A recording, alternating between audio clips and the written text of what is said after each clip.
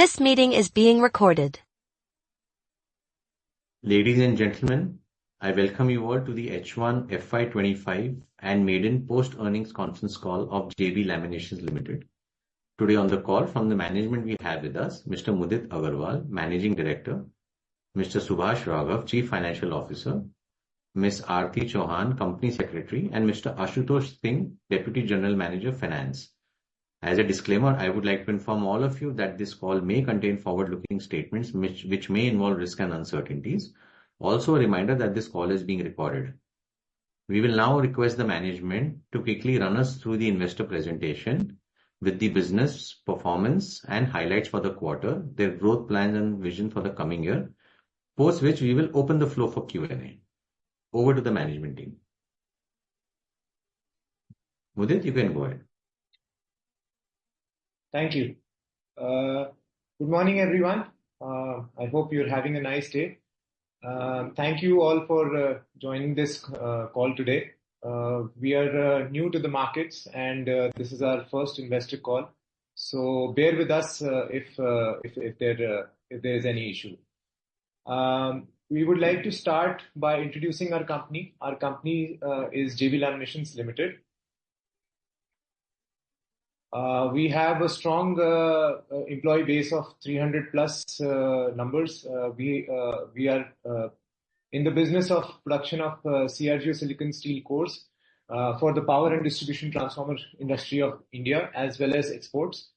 We established our company 35 years back in 1988. We have two manufacturing units based in Noida and Greater Noida. Currently, our installed capacity is 11,700 metric tons, and we are looking to increase our capacity to about 18,000 metric tons with addition in the second unit, which is the Greater Noida plant. Our products include cut laminations, split coils, and assembled cores, all going into the transformer industry. We have an in-house lab for raw material and finished goods testing, and we also have a tooling division for blade sharpening that is used for cutting of sheets. Currently, we cater to transformer cores up to 220 kV class, and now with the new expansion, we have a plan to target customers in the range of 400 and 765 kV class. Next slide, please. Our journey has been quite long. It's been a long 35-year journey. We started exports in 1995. We received the ISO certification in 2011. We also are approved by Power Grid and PSPCL. That happened in 2015 and 2016. We started Unit 2 operations in 2017 and we received certificate of conformity from BIS in 2021. And we became one-star export house and we converted our company to public limited in 2023 and 24. Next question. Next slide, please. Our promoters are Mr. Munish Agarwal, who started the company, who founded the company, and Mr. Mudit Agarwal, that is me. I joined the company in 2012, and Ms. Sunita Agarwal, she has also been with the company since the last 35 years. Next slide, please.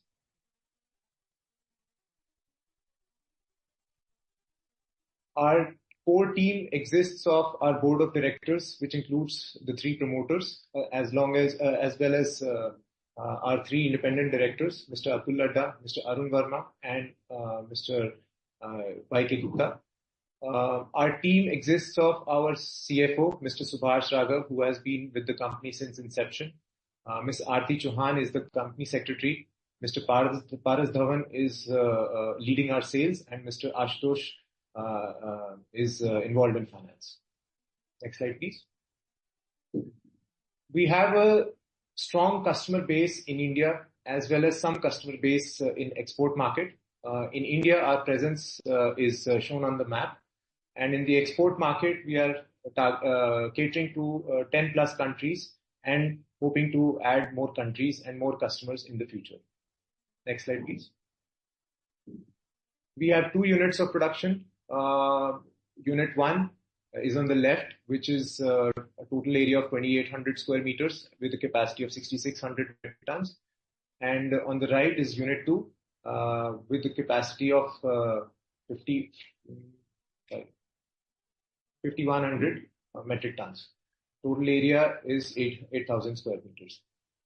And in both the plants, we have the required machines, automatic machines for cutting and slitting, and also testing for CRGO steel. Next slide, please. So our process consists of purchase of raw material, then sample testing in our lab. Then the first process, actual manufacturing process, is slitting, then cutting. Then there is assembly of the cores, which is a labor-intensive process. And then there is final testing and then dispatch. Next slide, please.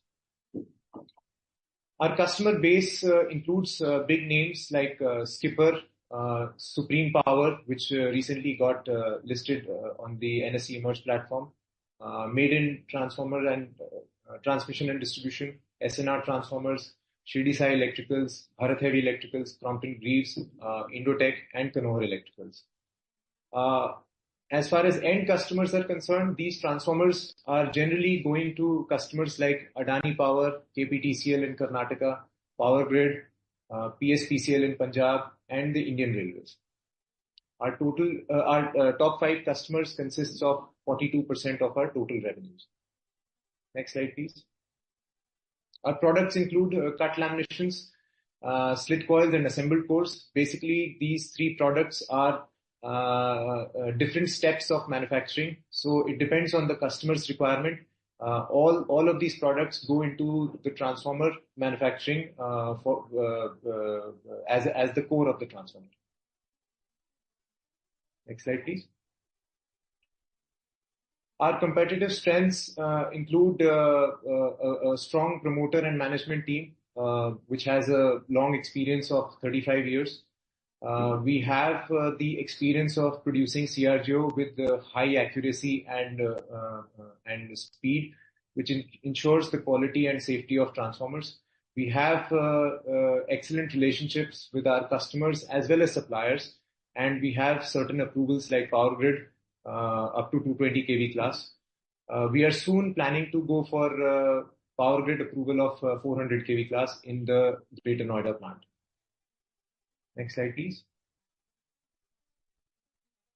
So, coming to the new expansion process, we are, as I said, we are targeting customers in the range of 400 and 765 kV class.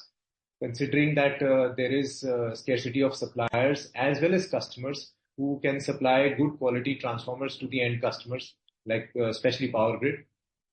We also plan to add export customers, which will give us a better margin.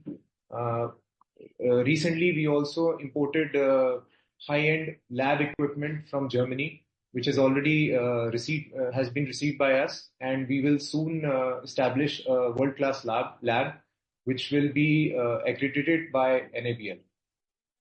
Further, as we pointed out earlier, in the Greater Noida plant, we have a new facility where a new shed which has all the facilities required to process 400 and 765 kV class orders, and that takes our capacity to 18,000 tons, which we are hoping to utilize on a full capacity basis in the next financial year. Next slide, please. Our key performance highlights includes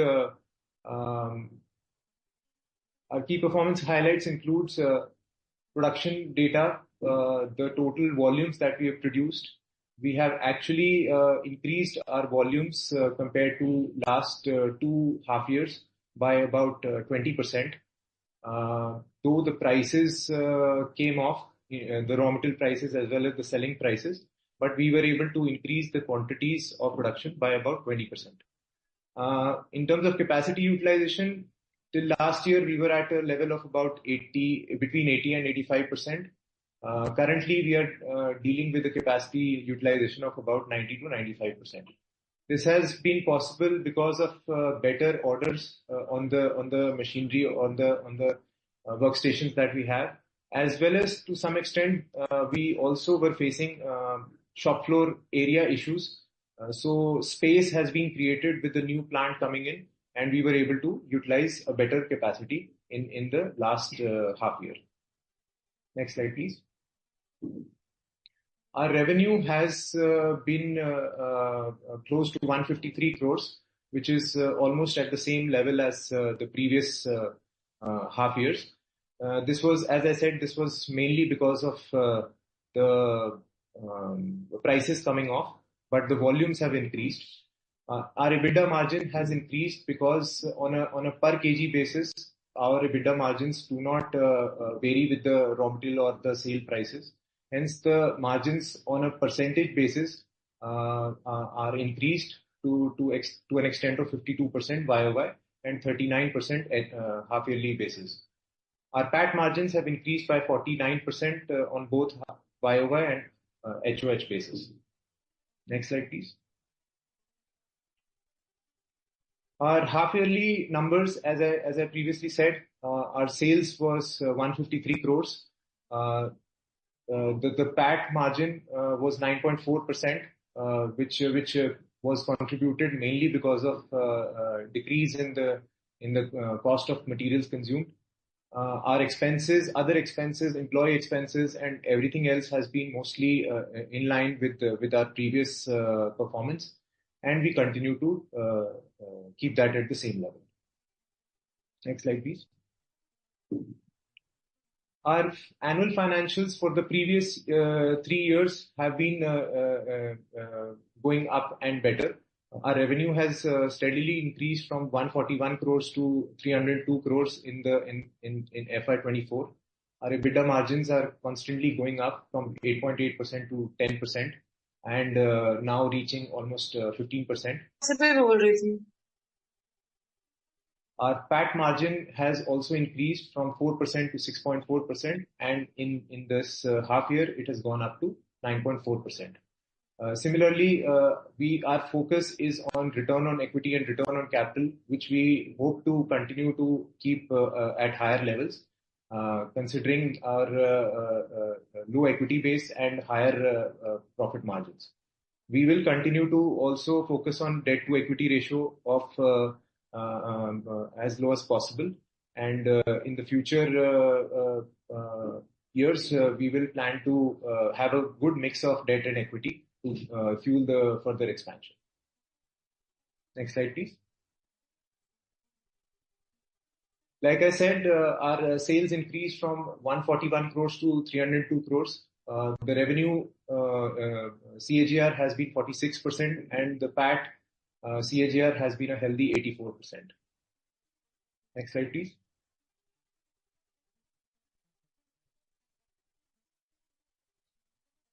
Our balance sheet is becoming healthier as we move forward. We had a very healthy equity base of 62.9 crores at the end of FY24, and now with the IPO that happened in September, our equity base has further increased. Our borrowings are on a decreasing trend, and we will continue to maintain the borrowings in a healthy debt to equity ratio. Next slide, please. Our industry is growing at a healthy rate. We believe that the Indian transformer market is growing at about 10 to 11% on an annual basis, which is a very good growth rate considering our power sector. We would like to participate in the growth of our customers as well as our end customers who are buying transformers. The biggest buyer of transformers in the Indian market is the government, but we are also seeing an increase of transformers demand from the private sector, especially with solar and wind energy is concerned. Because for new generation types, there will be requirement of new transmission and distribution infrastructure that will require new transformers. And with the requirement of new transformers will come the requirement of CRGO steel. Next slide, please.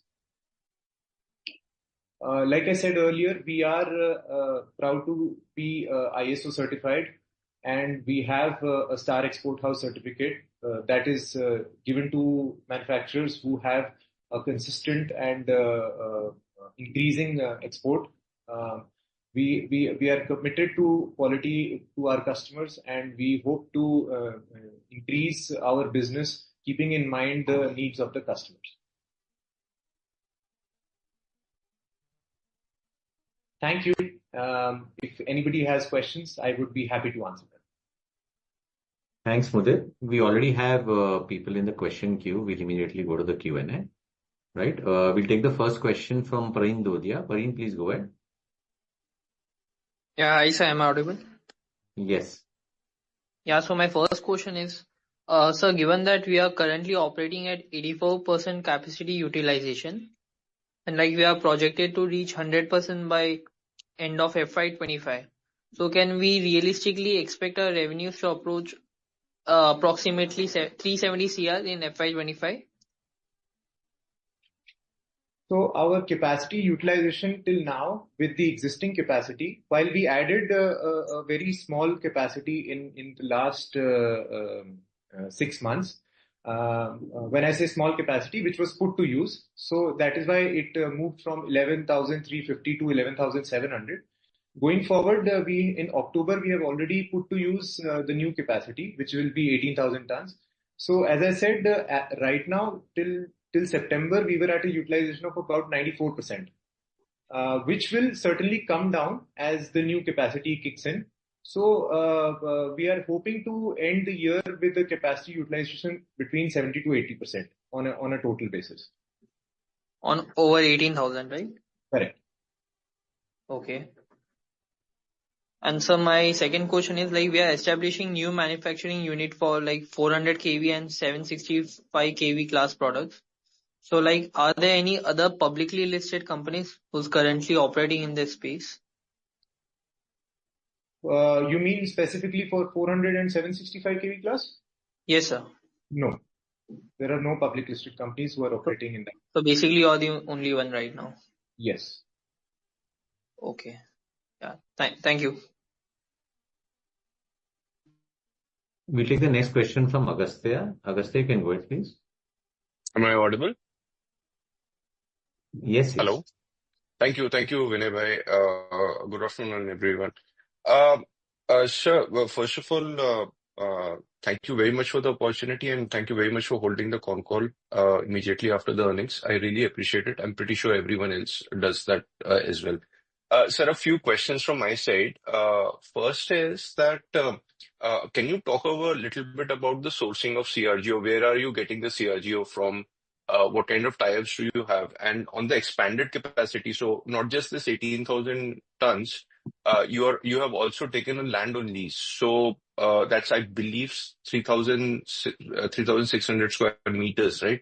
So how much capacity will come there? And then for the entire capacity, including the new greenfield one, how is the sourcing looking like of CRGO itself, of the steel itself? Okay, so first question would be about sourcing. We have tie-ups with most of the CRGO steel producing mills. There are about 10 to 15 CRGO mills in the world who are, commercially and largely producing CRGO steel. We have the tie-ups with most of the mills, and we directly purchase from the mills, as well as we purchase through their stocking centers or through traders within India. So our import, so as I said, CRGO steel is mostly an imported product. But our imports are less. We almost have a ratio of about 80-20. 80% is domestic and 20% is import. Okay, but one thing is for sure, you won't have any sourcing problem even with the expanded capacity, because CRGO, I believe, has been perennially in shortage. It's the key bottleneck in transformer industry, right? Every transformer OEM says that CRGO is an issue. So sourcing is tied up for the expanded capacity. We should assume that. Yes. And and this is the main reason. I mean, so the problem is not that the CRGO is in short supply. It happens because there are multiple grades in CRGO steel. Yeah. The customer generally has a very shorter forecast of which grades will be required in with what quantities, and that becomes a problem for us also sometimes. So we basically purchase CRGO steel different grades on the basis of our projection, basis of our customer feedback. And, because of that, our inventory level has also gone up. So we are basically covered with a good level of inventory with respect to targeting the new customer base. Understood. Mudit, what about this new land that you have taken? How much capacity do you plan to build there? So basically what happened was this piece of land is something that came up to us, and it was a good opportunity. We saw the facility. It was already a very good, very well built facility. So we have already signed the lease on that basis, and now we are evaluating the capacities that we can optimize with the 3 units, and the best possible scenario that can be formed from that, considering that what is the capacity that we can put up and what is the market segments that can have the most demand and margins, of course. So we believe that in all 3 units put together, theoretically we can go up to about 25 to 30,000 tons. In all 3 put together, fully debottlenecked. Correct. That's 30,000 you said? 30? Yes. Okay. And Mudit, you mentioned in your opening remarks that your EBITDA per kg, gross profit per kg is a fixed amount and it doesn't change. But if I look at the H1 numbers, on a per ton basis, your profitability has jumped quite considerably. So what should be the base that we should estimate? I mean, it is going to mean revert back to the numbers that you have reported in FY23 and 24, which are very close to each other? Or should we expect this H1 number to act as a base going forward? See, what I mentioned was that our margins do not go up or down with the changes or fluctuation in the raw material and the sale prices. So say if raw material prices are averaging 200 rupees, our margins will still be at, say, a level of 250 rupees. Had they been 250 rupees, our margins will be, say, 300, 305 rupees. So my point is that our EBITDA margins do not fluctuate with the raw material price fluctuation.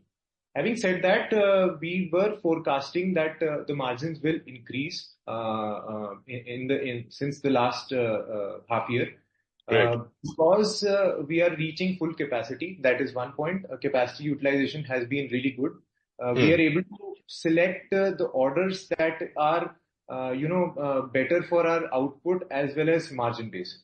So even if you, on a PAT basis, even if you see that, considering that the prices would not have dropped, volumes increased by 20%. And if you consider a 20% increase in the turnover, say theoretically our turnover would have been 180 crores. So on that basis, the margins would be around 7.8%, right? So we are projecting margins around that level. Okay.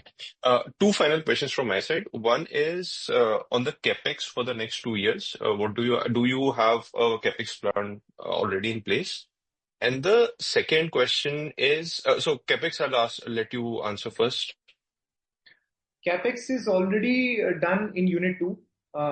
Most of the capex is done. As I said, now we are ready with the capacity of 18,000 tons.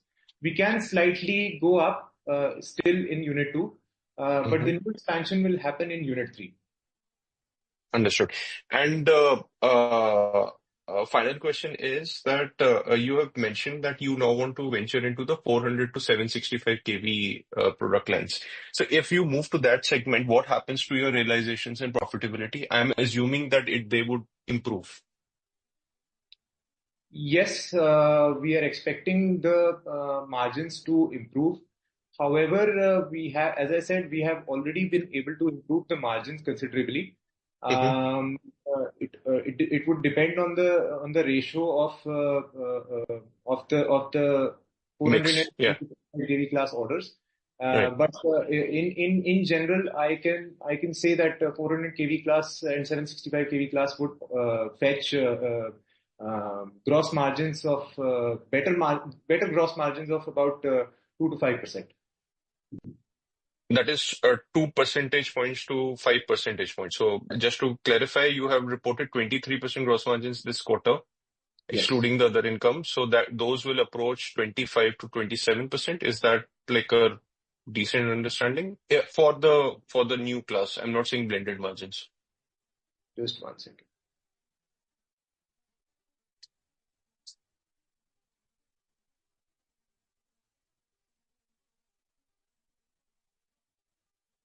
You mean specifically for 400 765, right? Yeah, yeah. So as of now, you are in the segment, whatever segments that you are operating in, you have reported 23% number for this first half and 17.5 for the entire year last year. So Correct. let's Correct. suppose that you move 100% to the higher class, 100%, right? So then this 23% would become 25 to 27%, something like Correct. that, right? Correct. Correct. Understood. Yes. Thank you very much, sir. And I again appreciate the fact that you have conducted the con call immediately after your first earning release. Thank you very much. Thank you, Vinay bhai. Thank you. Thanks, Agastya. We'll take the next question from Naman Parmar. Naman, you can go ahead. Yeah, good morning, sir. Good afternoon, sir. Thank you so much for the opportunity and great set of numbers, sir. So, firstly, I just wanted to understand on the macro side that the CRGO steel and the amorphous core, these basically major used in the transformer. So, your new capacity that you are planning to add, so what will be the contribution of the amorphous core and how the amorphous core is currently majorly imported from or it is majorly sourced from the domestic?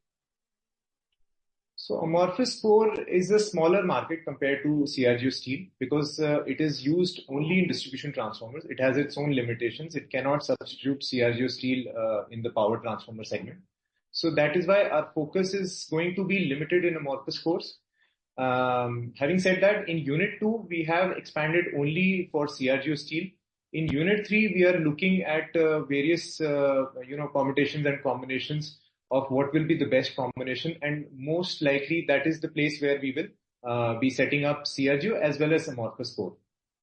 Amorphous core sourcing is mostly from imported sources. It is not made in India, just like CRGO steel. So yeah, there are about three or four BIS approved manufacturers in China and Japan. Sourcing will be from that. Okay.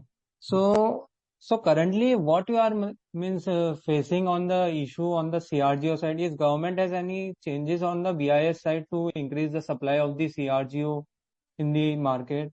Or what's your take on the supply of the CRGO and amorphous? I can't really comment on the amorphous situation, although when we talk to suppliers of amorphous steel, amorphous metal, they claim that there is no problem in supply. With respect to CRGO steel, there has been certain restrictions by the government on the Chinese suppliers. However, like I said earlier, we have sufficient ties with the other CRGO steel producers to ensure that our requirements are fulfilled. Okay. And thirdly, on the you are telling the amorphous is a very small market in the overall market. So how much revenue you expect from the amorphous when the third plant get commercialized, and how much from the current business, the CRGO one? So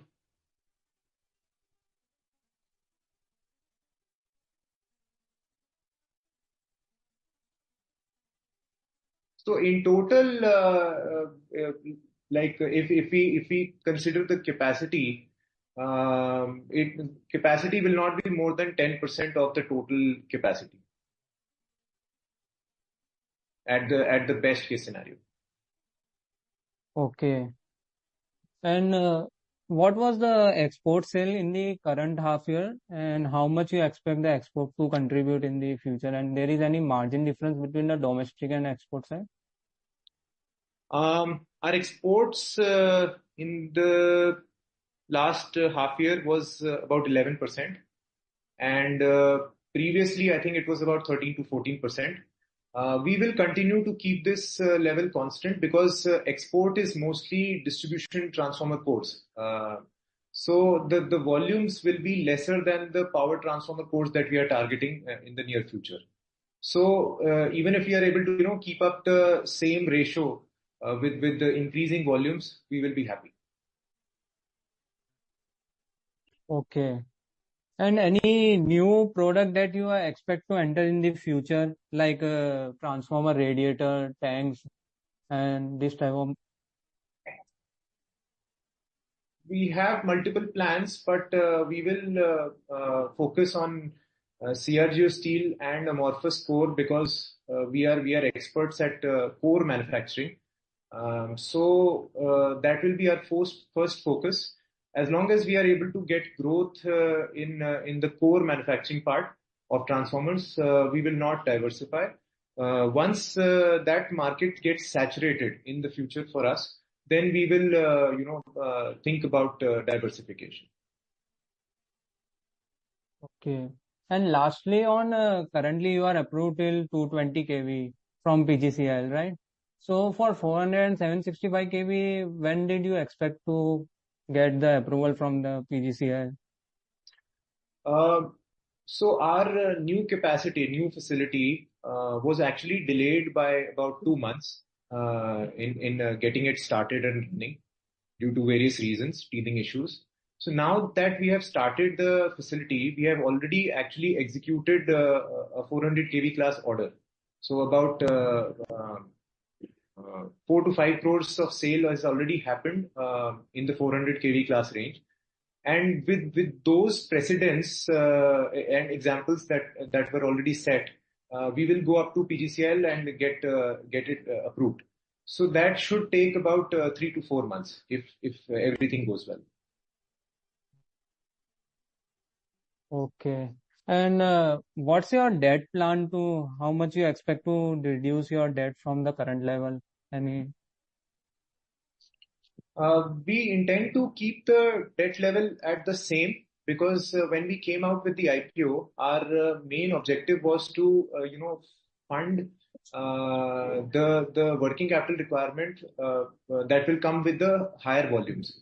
So considering that last year we did about 300 crores turnover with the debt that we had, we want to keep it at pretty much the same level with increasing turnover. Okay. Thank you so much, sir, for answering all the questions. All the best for the future. Thank you. Thank you. Thanks, Naman. We'll go to the next participant, Dhruv Agarwal. You can go ahead, please. Yeah, good afternoon, sir.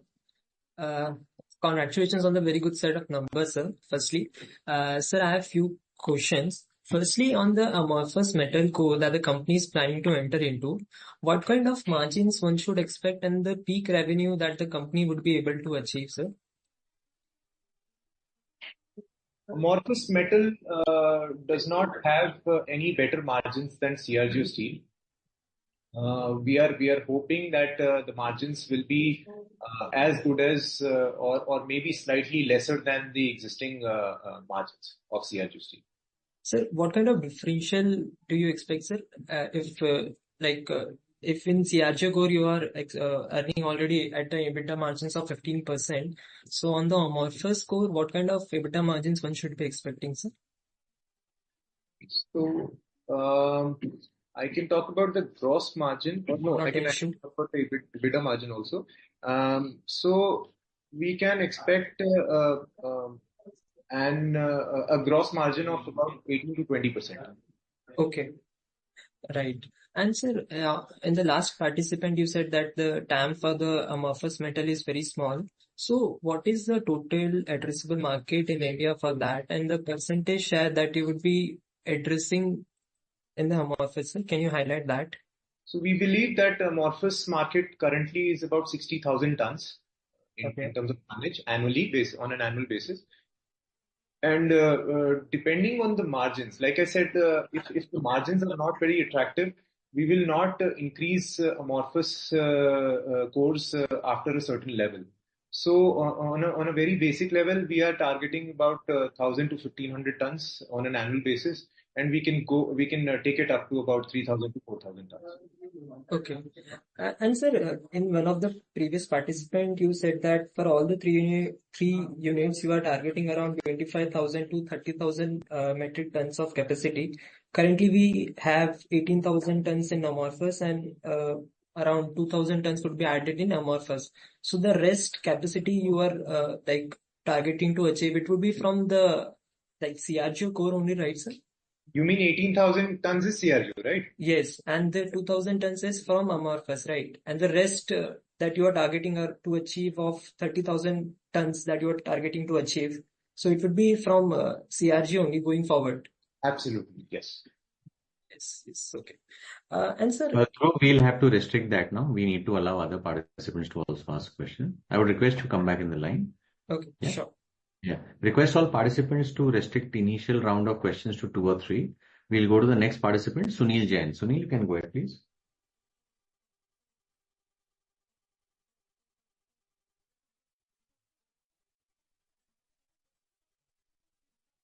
We'll move to the next participant, Aditya Mutha. Aditya, you can go ahead, please. Hi, good afternoon, sir. Congratulations.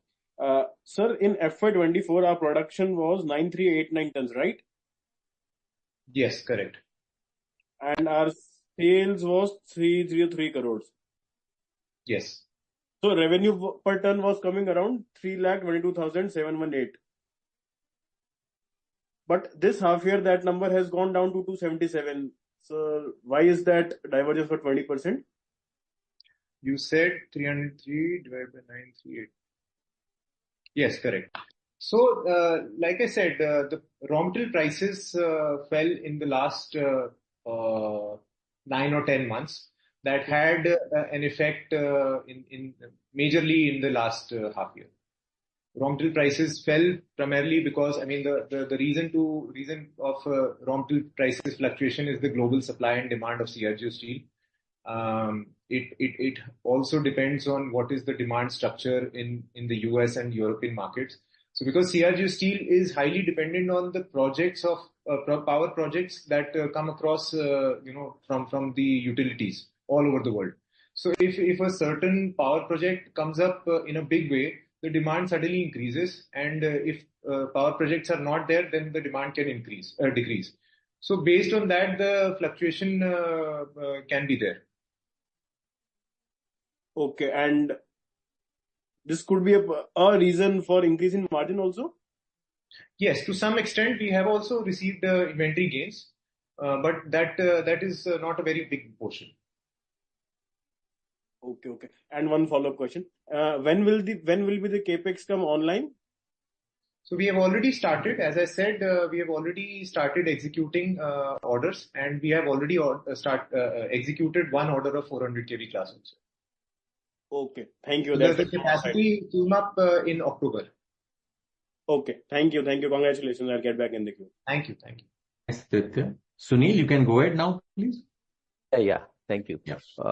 So, can you talk about bit industry in India, specifically who are the competitor and how much of it is imported and how much share you have in the market? So the entire CRGO steel industry is about 3 lakh tons in India on an annual basis. And in FY24, we did about 9,400 tons. So that becomes what, 3.5% of the market share. There are few players who are in the range of 25 to 30,000 tons, and then there are players in the range of 15 to 20,000 tons. Then we are at a level of between 10 to 12,000 tons. So it's basically the raw material is imported, and then CRGO, these all seeds are manufactured here and then sell to the transformer. There is no direct import or direct competition from import for you. You mean as our competitors, if there is direct competition from foreign players? Yeah. No, because of two reasons. One is that BIS is applicable on the product. So, there is a lethargy amongst core manufacturers outside India to get BIS approvals. Second, and the bigger reason is that the lead times are very short. So, for example, our order book is generally 1 to 3 months. So within that lead times, and the each customer's order is tailor made. So we need to stock up inventory first, and then the order comes. So based on that, the lead time is so short that a player from outside India will not be able to serve the market. Okay.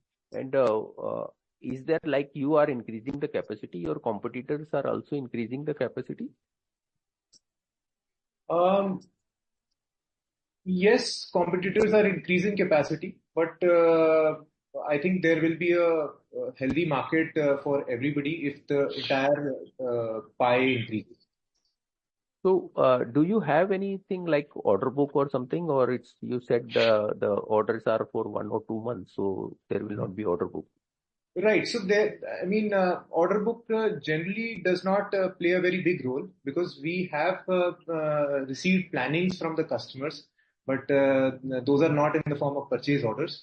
In terms of purchase orders, as of the end of 30th September, we had an order book of 62 crores, which comprised almost 50% power and 40% distribution transformer force. If I see your this quarterly balance sheet, the inventory has increased substantially. Any specific reason for that? Right. So capex, as I said, capex got delayed by 2 months. We were actually hoping to, start the new facility 2 months back, so because of that, we actually accumulated inventory, and now that inventory is going to get used.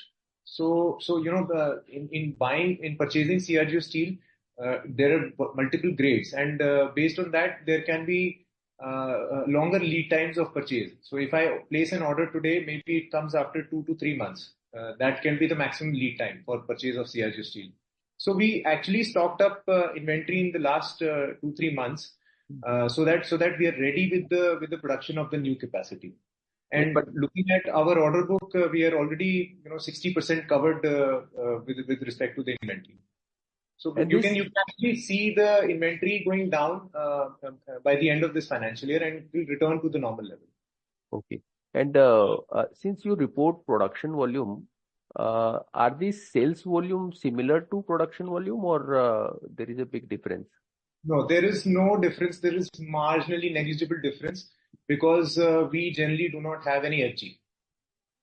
Okay. And if you can Neil, I share. would request you to come back Yeah, in the. We okay. again have. Sorry. Yeah, thank you. Before we go to the next participant, let me take 2 questions from the chat window. The first question is from Mr. Ashish Kacholia. How is JB seeing itself after 3 years in terms of revenue and enterprise value? How do you see yourself in 3 years from here? So we intend to move up in CRGO steel as much as possible. That is our first and foremost target because we are experts at that, and it's been 35 years legacy that we have been doing this, and we have maintained good operational and financial efficiency with respect to managing CRGO steel operations. So if and when we exhaust that opportunity, we will look at various aspects of going into either vertical integration, or we can even look at forward integration. That is the idea. So 3 years down the line, we intend to go to full capacity utilization in all 3 units, and our probably next plan of expansion will probably start once the unit 3 is underway. The next question in the chat window is from Sanika Khemani. Want to know what kind of price trajectory are we expecting in our raw materials? Raw material prices, like I said, due to the exit of a few Chinese mills, the raw material prices have gone up. So they are currently at the same levels as they were in FY24. They may increase, they may decrease. We don't know. It all depends on the global supply and demand situation. But we believe that these are the sustainable price levels which we are currently working at. Okay. We'll take the next question from Atul Dafria. Atul, and please restrict your questions to 2 initially. Thank you so much for the presentation and the call. The first point is how do you expect the prices in near future? You mentioned at one point in time that the prices have reduced and the volume increased. So just wanted to take your view for next, say, 6 to 12 months from now. So like I said in the previous question, the prices have increased since the last 6 months. I mean, they were actually on an increasing trend, but on an average basis, it was low. So currently our sale price on an average basis is around 310 rupees. And in the near future, it will be going up in the next 2 to 3 months. But after 3 months, after say December, we don't know, because it all depends on the next round of negotiation with the suppliers. Okay. The second question is with respect to the ultimate, all the your product goes into transformers, transformer companies take it. So have you also seen the transformer prices going down to that effect? You mean in the last 6 months? Yes. Or is it linked? So just wanted to have your thoughts whether your prices are linked to the transformer company prices, or they also reduce the prices, or it's only impact comes to you. I understand. So what you're asking is how is the pass on if we are able to pass on to the transformer manufacturers, how are they able to pass on to the end customers, right? Okay. So essentially in government orders which are longer to the extent of 6 to 12 months, there are price variation clauses. There is PV clause which governs on the major raw materials of transformers. And once the prices of CRGO steel or copper or the tank body or the oil move up and down, based on that there is a certain calculation for the month, and based on that the transformer manufacturers get a better or a lower price. With respect to private manufacturers, there can be price variation clause, there cannot be price variation clause also. But those orders in the transformer industry are generally short-lived. So I think those orders are also in the range of 1 to 2 months. So in that case, they are not. They have back-to-back, purchase orders as well as sales orders. So they are also secured from that angle. So what I understand is if your prices goes up and down, it doesn't impact the transformer companies. No, it does not impact the transformer. So it's ultimately benefit to them, right? Unless until they don't have price variation clause and have a really long order. So you can't have in your clauses that the prices, if prices have increased, prices have reduced, you can't have a fixed price contracts with them, right? Obviously it's an order book, you also maintain it, so you also get orders. But if the raw material prices increase or decrease, so your prices doesn't go up and down, right? Sorry, I didn't get that question. Sorry, so let me just rephrase. Last question. Basically, Udit, he's trying to ask that how are you able to manage the price increases or decreases? Are you able to pass it on to transformer companies? Yeah, so we are able to pass it on because our order books are small, and if we have a longer order book, so for example, some of the government companies have a longer rate contract and order book, that those are mostly fixed price contracts. So for that we try to accumulate the raw material in the first place, and for that we need working capital, and which was the reason we wanted to go for the public market, where we can have a good strength of working capital. Because CapEx was done all by internal accruals. Understood. Okay. Thank you so much, and all the best for the next quarter. Thank you. Thank you. We'll take the next question from Paras Chheda. Paras, you can go ahead. Yeah, hi, Mudit. I just wanted to understand on the incremental capacity that has come in October, right? And this is a specific revenue kind of thing I'm trying to understand.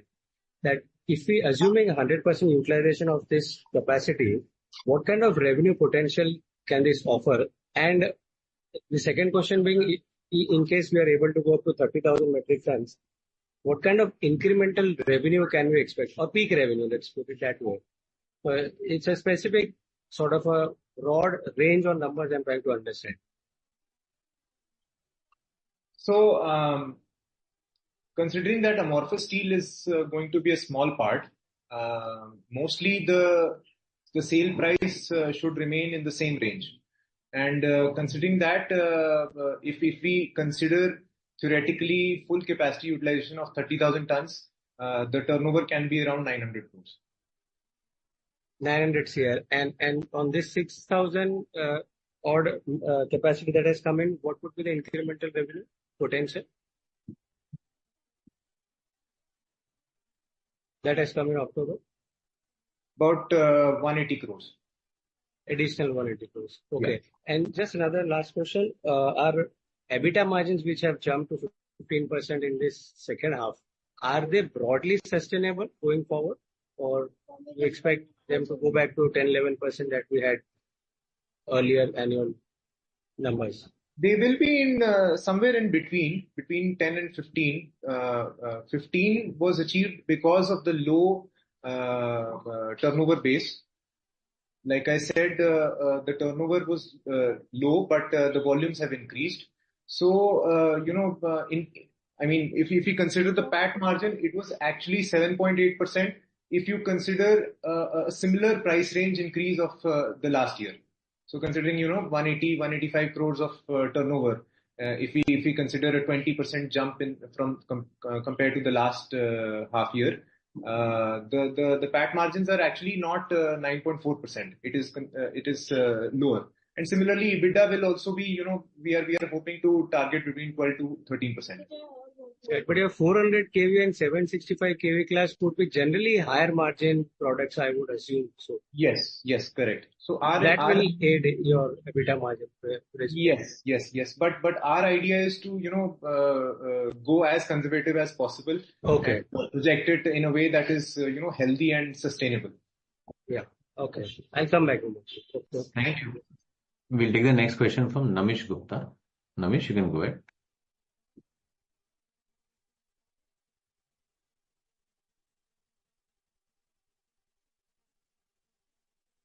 We'll take the next question from Abhishek Garg. Abhishek, you can go ahead. Thank you, Vinay ji, for the opportunity. Modi ji, thank you for conducting this call. Great set of numbers.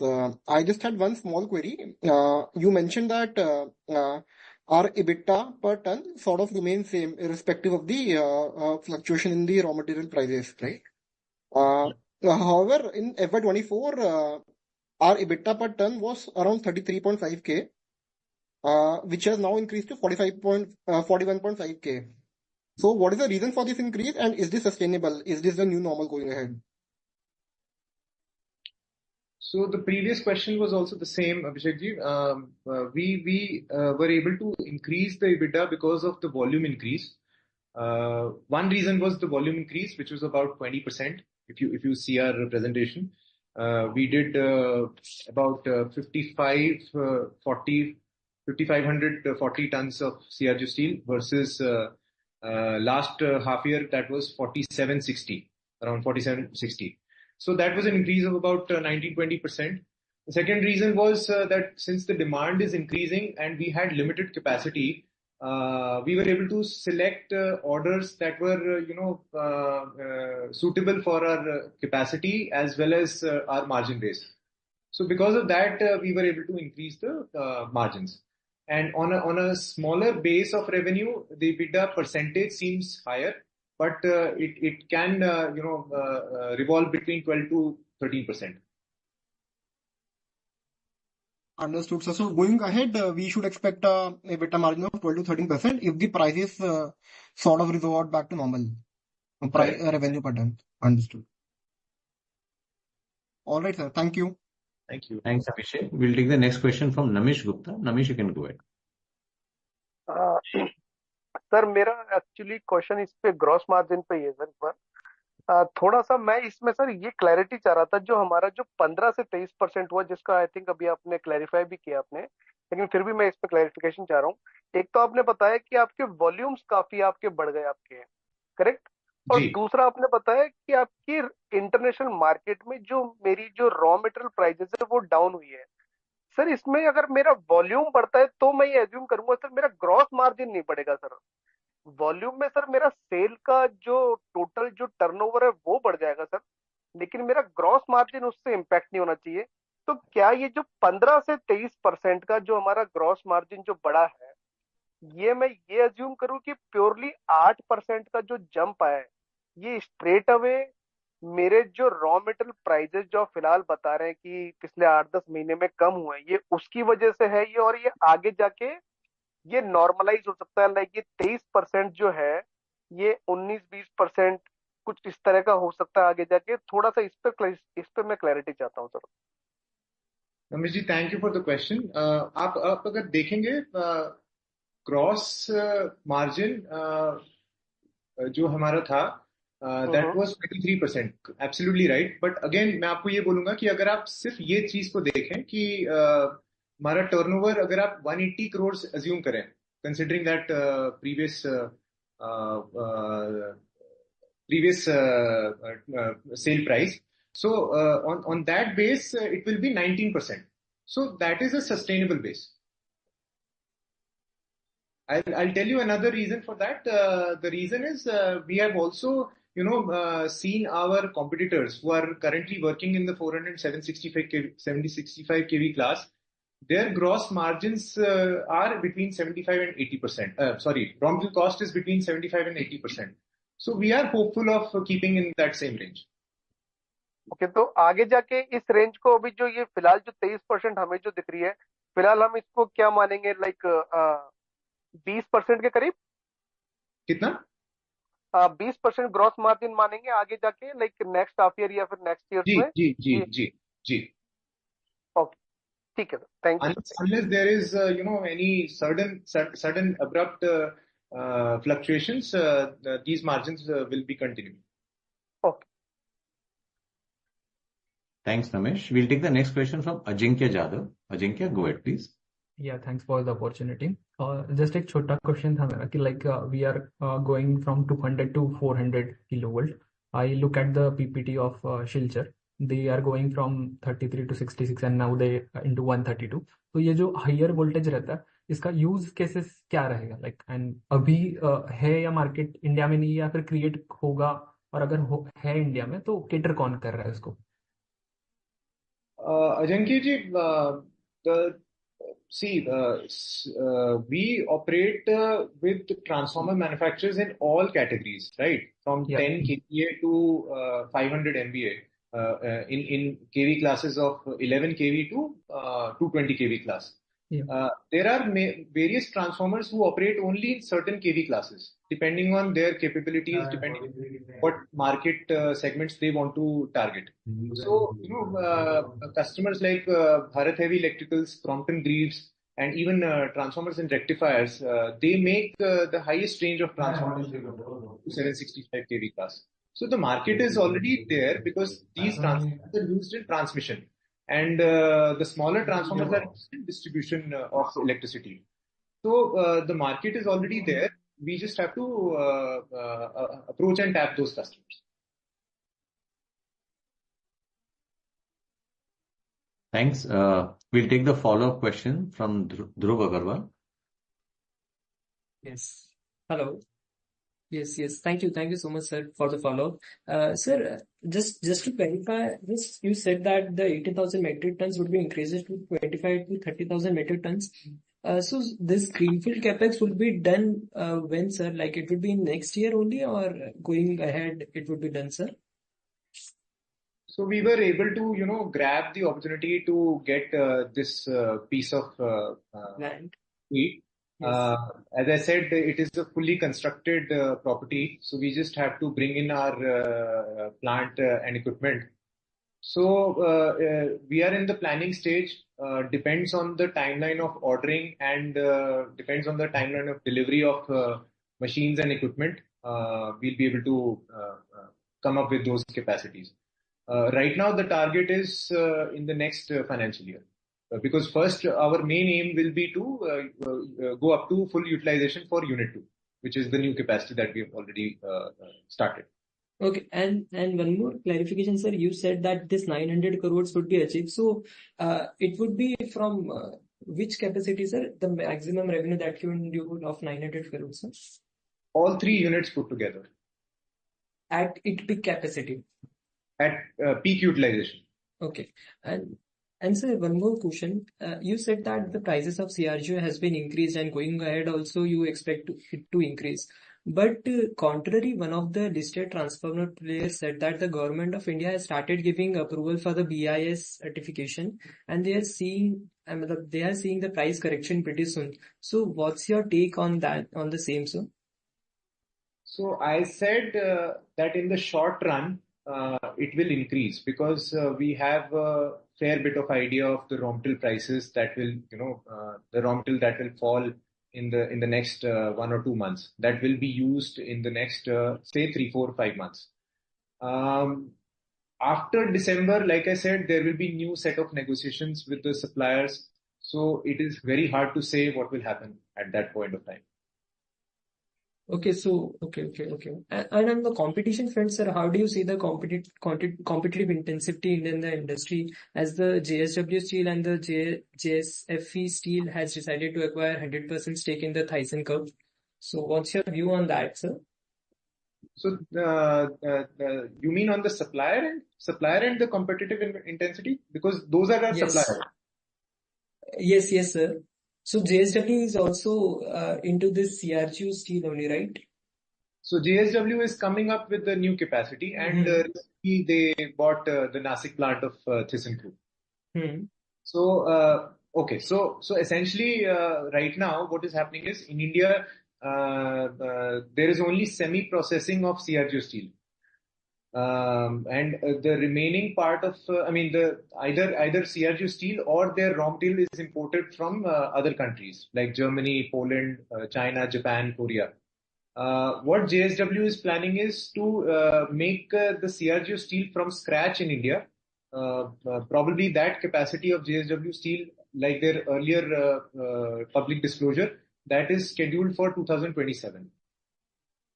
Okay. So besides JSW Steel, most of the quantities besides JSW Steel will still be imported in India. Okay. Thank you so much, sir, for answering all the questions, and all the best for the future. Thank you. We'll take the next follow-up question from Agastya. Please go ahead. Thank you very much, Vinay bhai. Sir, thank you for answering all the questions. A lot has been shared today, which is very useful. But थोड़ा सा historic आपसे एक question पूछना था. We don't have past financials going back to the time when transformer industry में there was a fairly severe down cycle. So during that period, what did you witness in your company? So a down cycle, how does it look at your end? I think the whole decade from 2010 to 2020 was not very conducive for the power sector in general. So transformer manufacturers and certainly CRGO suppliers also suffered in that supply chain. I think main reason was that the funds were not very liquid at that time. So receivables used to be a problem. But what we've seen since 2021 is that there are two types of demand that are coming. One is that the government demand is already there, where utilities are buying transformers. The demand is fueled by good receivables.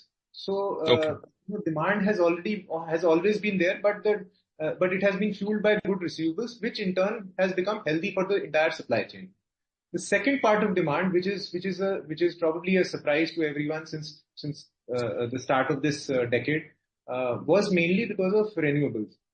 Because of renewable energy, there is a big demand in solar inverter duty transformers, which has increased the production of transformers. The demand of transformers, and I think it will continue to go up as renewable energy is in demand.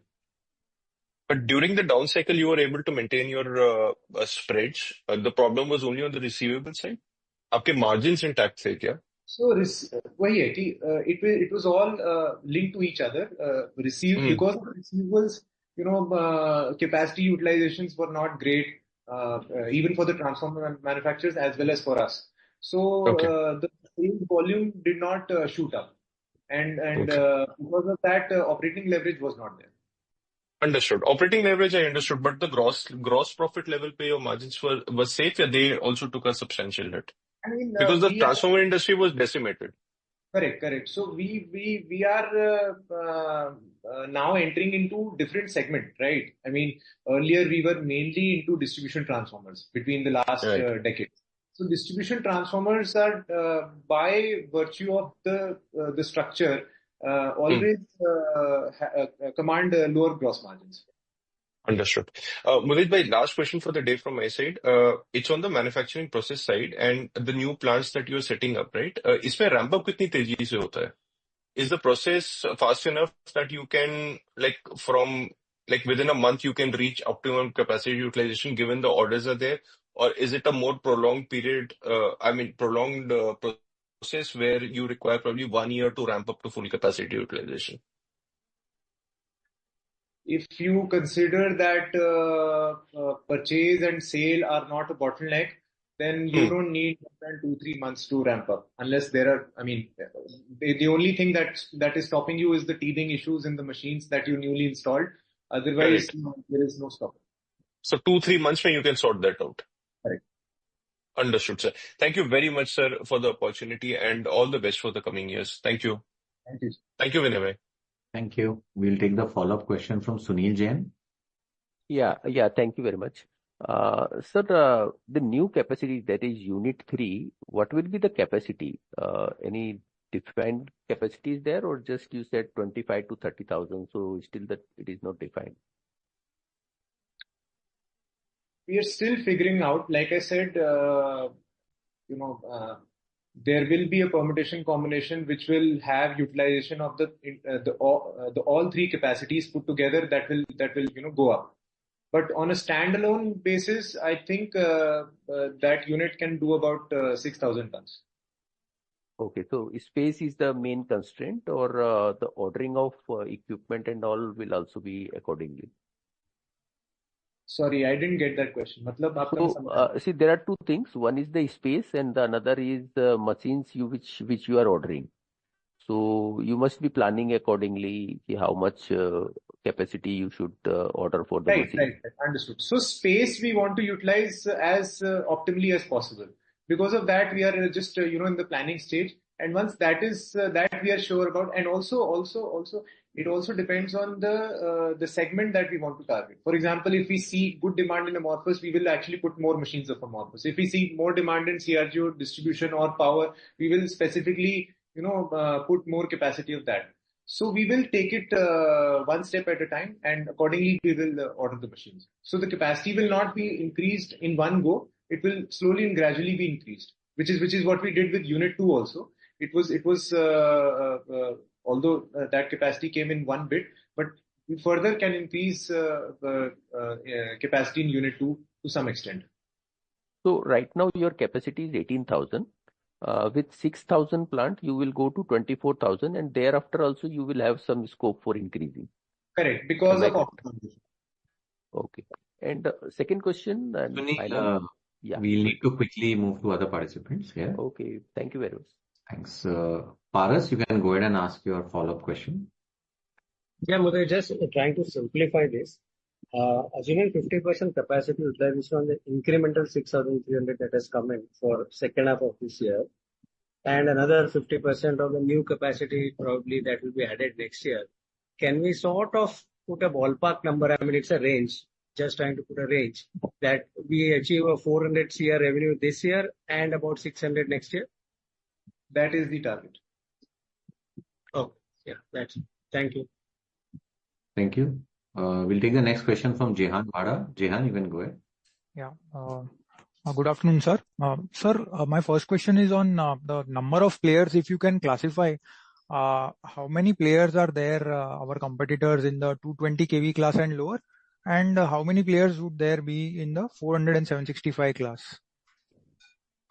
So in 400 and 765 kV class, I assume there would be about 5 to 7 players. But it also depends on who has raw material and who is consistently working with these customers. So I would say about 5 players. Okay. In lower range of 220 and below, in the organized space, again there would be about including the 5 that I've talked about in 400 and 765. Additionally, there would be about 5-7 players. Okay, so around 10 to 12 players totally. But this market also has an unorganized segment. Yeah. So the total number of players, on paper would be about more than 100. Sorry, more than? More than 100. Okay. But like in your RHP also, it was written that after the BIS and quality norms have come in, organized players have benefited. So why is it that so that still there are unorganized players? So they have very small capacities. It is actually very, very skewed. Okay. There is a big tail of right. So these 10 to 12 players, sir, would be contributing how much to the industry in mixed terms, let's say? You mean in terms of total contribution? Yeah, or total contribution from the organized players versus unorganized players?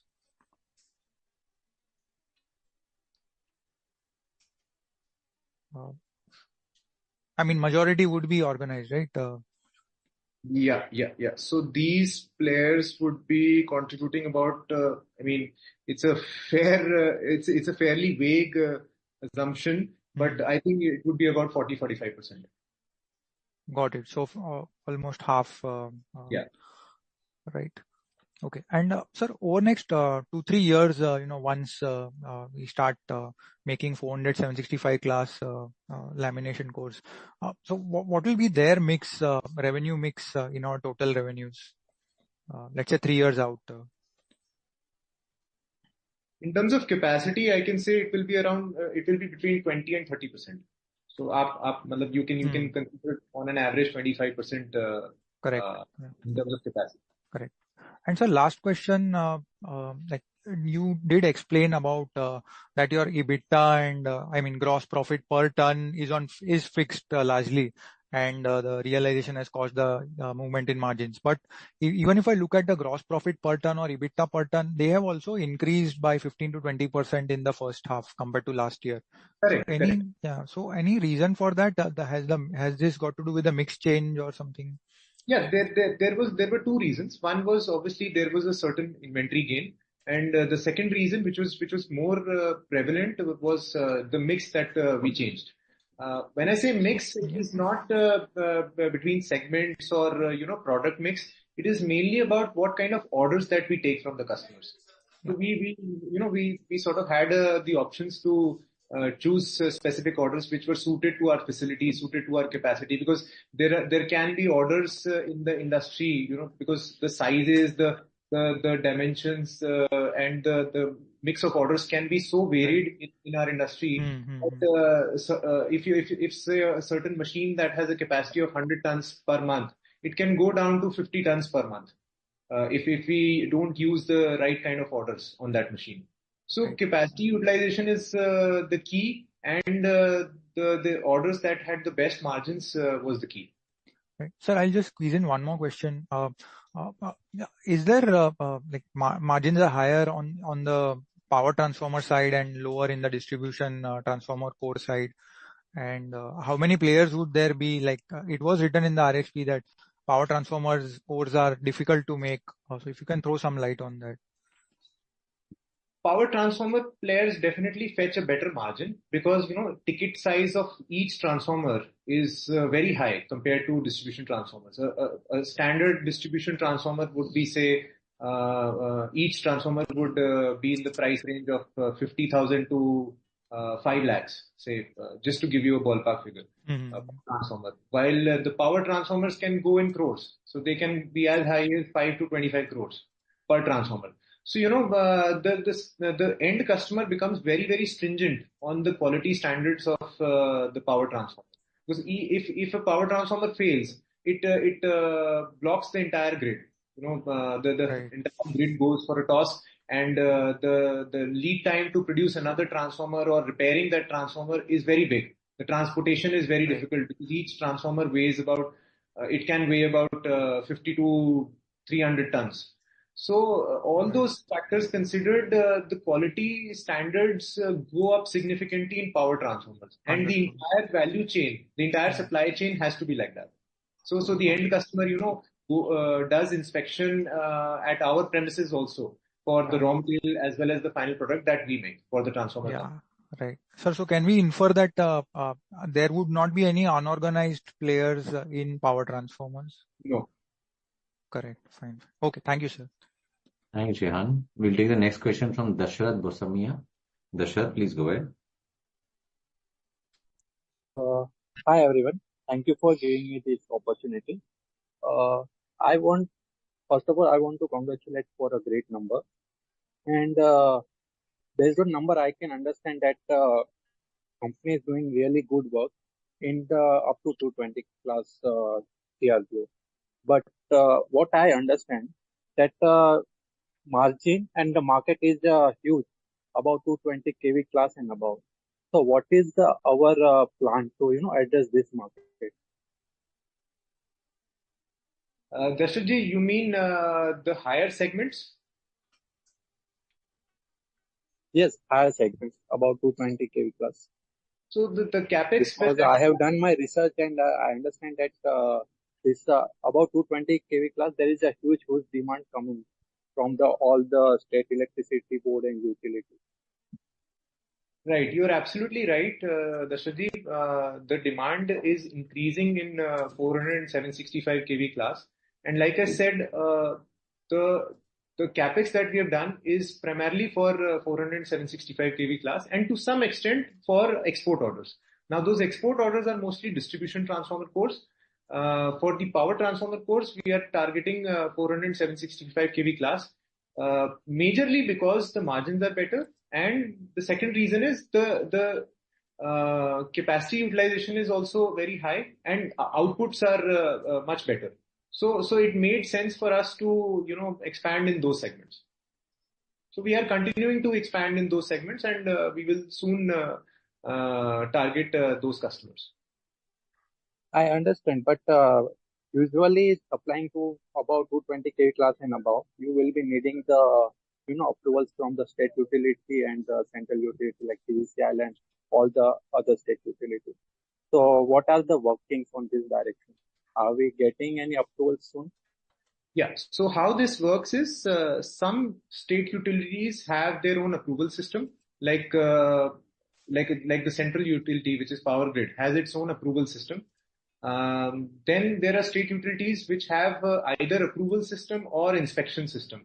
They don't sometimes they don't bother about the approvals. They benchmark PGCIL approval, and based on that they say, okay, fine, we are okay with the PGCIL approval, and we will only inspect the premises during the execution of the order.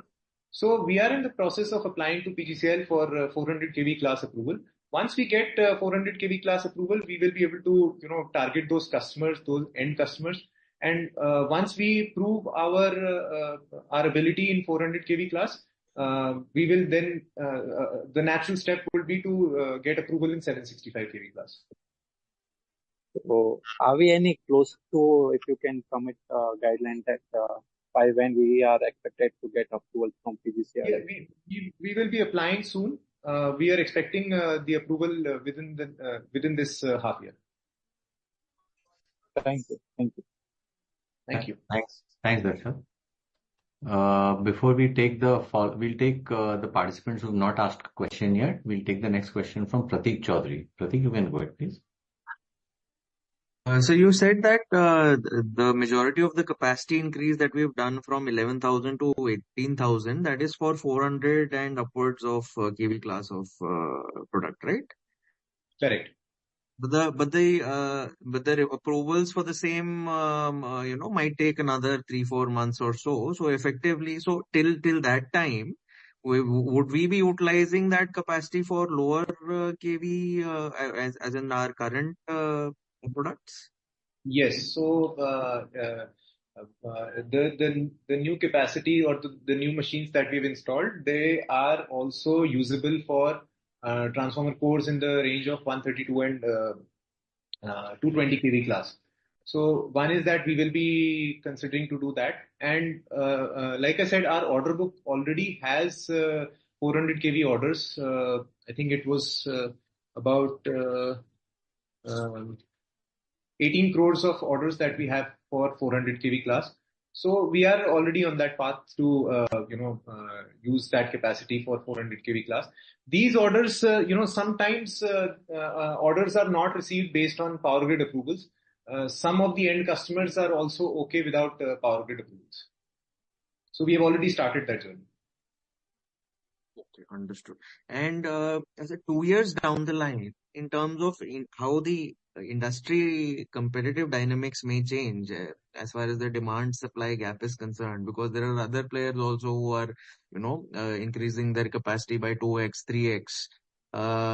So 2 years down the line, how do you see the demand supply playing out in terms of either, I mean, will there be a mismatch or will there be a glut? What is your sense on please, if you could. I mean, our strategy from day one before we got listed was that, we will take it step by step. Like I said earlier, capex can be done through internal accruals that we did, and the time taken to put up a new facility was not that long, and to even start that new facility is not very long. We started the capex in Unit 2, I think in December last year, and although there were certain delays, we were able to start the new capacities in about 9-10 months. So putting up capacity is not a problem. The idea is to achieve efficiency of capacity utilization and working capital. Once we achieve that, then we will target the next round of capacities.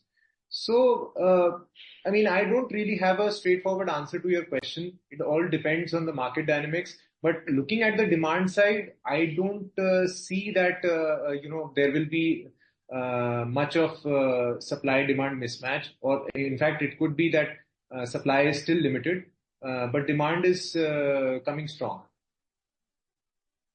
And what is the 3 lakh ton you said is the current production that is happening in India, right?